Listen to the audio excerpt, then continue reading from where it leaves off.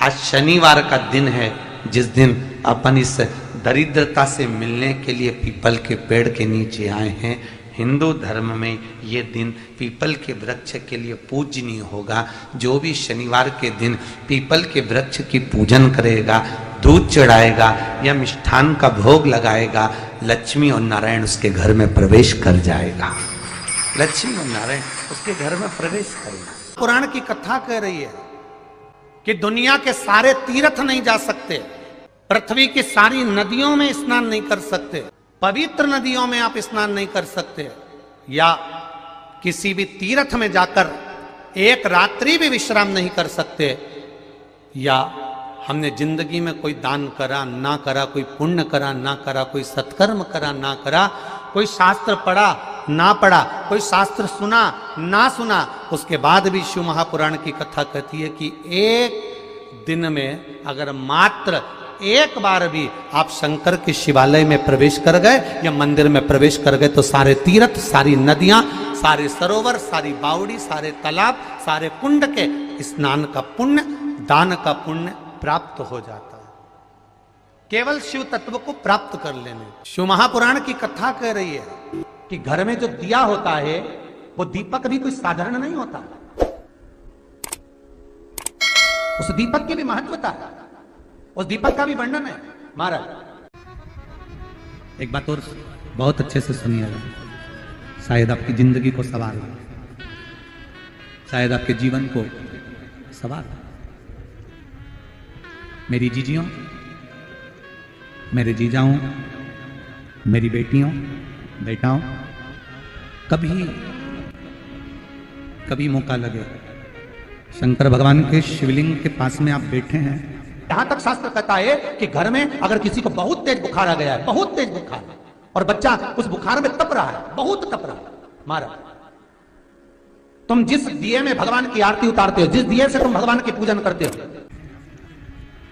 कभी मौका लगे और आप पूजन करने के लिए गए,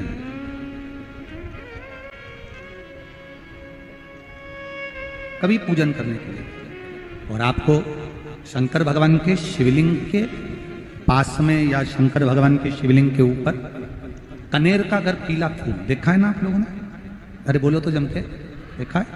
कनेर का यदि पीला फूल शिवलिंग के आसपास में या शंकर भगवान के ऊपर कहीं रखा हुआ भी दिख जाए, विषम परिस्थिति हो, बहुत हिम्मत ना हारते हुए, तभी भगवान अकेले में एकांत में आप पहुंचे उनके पूजन के लिए, कनेर का पुष्प वहां रखा है, चाहे वो जलाधारी पर रखा हो, चाहे वो शिवलिंग के पास में रखा हो, शिवलिंग पर रखा हो, उस कनेर के पुष्प को अगर आप 5 जगह का स्पर्श कराकर अपने हृदय की बात कहकर वापिस महादेव को समर्पित कर देते हो तो भी मेरा महादेव तुम्हारे दुख का निवारण कर देगा। अब वो 5 स्थान, वो 5 स्थान, पहला गणेश जी, गणेश जी का जो स्थान होता है वह जगह, दूसरा षडानंद कार्तिक,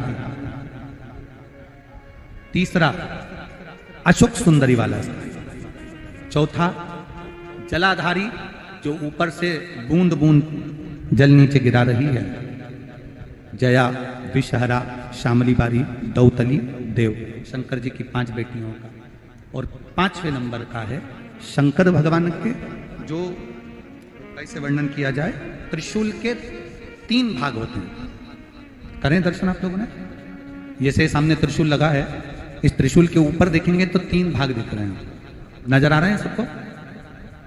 त्रिशूल का जो 3 भाग होता है, उस 3 भाग का जहां ज्वाइंट होता है, जहां मिलता है, एक जगह पर देखो तीनों भाग एक जगह पर मिले हुए, 3 भाग का जहां मिलन होता है, 5वां स्थान, ये 5वां स्थान, यहां पर स्पर्श कराकर शिवलिंग पर अपनी कामना कर कर श्री शिवाय नमस्तुभ्यम कहकर बाबा से अपने मन की बात कहकर जो समर्पित कर देता है, हम 3 महीना भी नहीं कहेंगे, हम तो कहेंगे अगर ज्यादा दुख है 3 दिन इंतजार करना, मेरा बाबा उस दुख को मिटाएगा।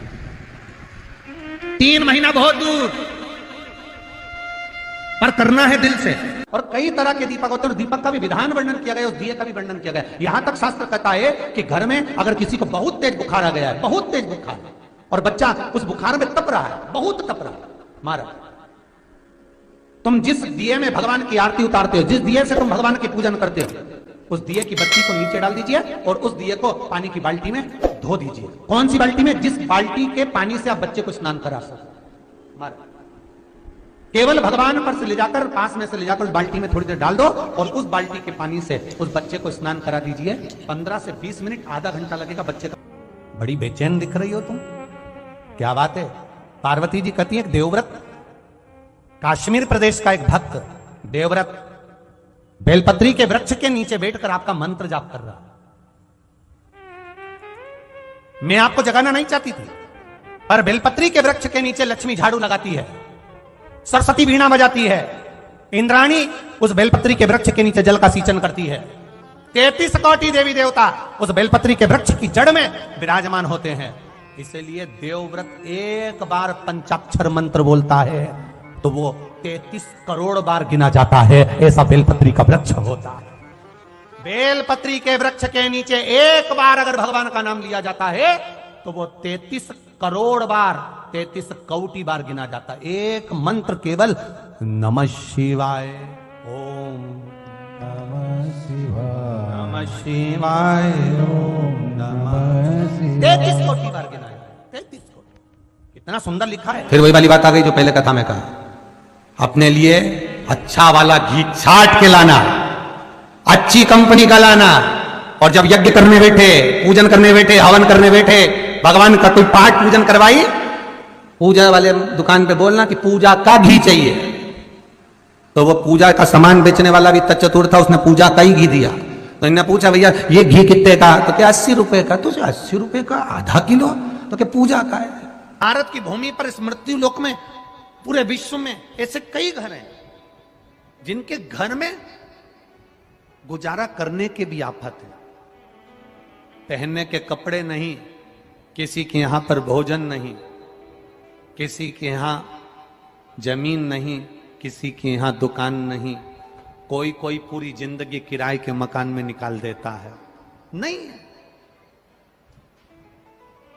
मेरा एक निवेदन है, इस कथा को जितने छत्रपति संभाजी नगर के श्रोता भाई बहन श्रवण कर रहे हैं उनसे निवेदन करूंगा, आप हाथ का ठेला लगा रहे हो, सब्जी का ठेला लगा रहे हो, फल का ठेला लगा रहे हो, धक्के की जिंदगी जी रहे हो, दरवाजे पर बैठे हो, कहीं ना कहीं तुम दास्य भाव की जिंदगी जी रहे हो, तकलीफ में जिंदगी जी रहे हो, बहुत दुख की जिंदगी जी रहे हो, बहुत कष्ट की जिंदगी जी रहे हो, उनसे केवल निवेदन करूंगा, 3 महीने 2 जगह पर जल चढ़ाना प्रारंभ कर दीजिए, केवल 3 महीने। एक शंकर भगवान के शिवलिंग पर, दूसरा बेलपत्री के पेड़ के नीचे, 2 जगह पर जल चढ़ाना 3 महीने लगातार चालू कर दो, बाबा तुम्हारा हाथ पकड़कर तुम्हें उन्नति की सीढ़ी पर चढ़ा देगा। हमें कोई चमत्कार करना नहीं आता, और ना हम कोई तंत्र विद्या या मंत्र विद्या जानते हैं, ना हमारे पास में बेल है, ना हमारे पास में भभूति है, हमारे पास में तो केवल शिव का नाम है। आप श्री शिवाय नमस्तुभ्यम बोलो, ओम नमः शिवाय बोलो, नमः शिवाय बोलो, चाहे महामृत्युंजय मंत्र बोलो, उसका स्मरण करते करते भगवान शंकर के शिवलिंग पर जल, और उसी पात्र में जो जल तुमने शंकर जी को चढ़ाया है उसमें से बचा हुआ थोड़ा सा जल बेलपत्री के पेड़ के नीचे चढ़ाना प्रारंभ कर दो। अलग से बेलपत्री के पेड़ के नीचे चढ़ाने के लिए अलग से लोटा भर के जल जरूरत नहीं पड़ेगी। जो तुमने शिव जी को जल चढ़ाया, जो तुमने देवाधिदेव महादेव को जल चढ़ाया, बस उसी पात्र का जल शंकर जी को चढ़ाओ, उसमें से बचा हुआ थोड़ा सा जल बेलपत्री के वृक्ष के नीचे चढ़ाना प्रारंभ करना। कौन सा बेलपत्री का वृक्ष? जिसकी छाया आपके ऊपर आ रही हो। शिव महापुराण बड़ी सुंदर बात कहता है, ध्यान दीजिएगा। जिस बेलपत्री का पौधा तुम्हारे सिर का, और ये दोनों हाथ ऊपर कर लो, अपन खड़े हुए और खड़े होकर दोनों हाथ ऊपर करें, इतना बड़ा बेलपत्री का पौधा है, उस बेलपत्री के पौधे की पत्ती को कभी तोड़कर शंकर जी को नहीं चढ़ाना चाहिए। ध्यान रखना, कितना बड़ा पौधा। आप खड़े हो जाओ और खड़े होने के बाद आपका हाथ ऊंचा कर लेना। इतना बड़ा पौधा है, उस पौधे की पत्ती बेलपत्री को तोड़कर शंकर भगवान को कभी नहीं चढ़ाना। शंकर भगवान को उस बेलपत्री को, उस वृक्ष की पत्ती को तोड़ना चाहिए जो वृक्ष तुम्हारे हाथ से थोड़ा सा ऊंचा हो, जिसके लिए तुम्हें हाथ और ऊंचा करना पड़ रहा हो।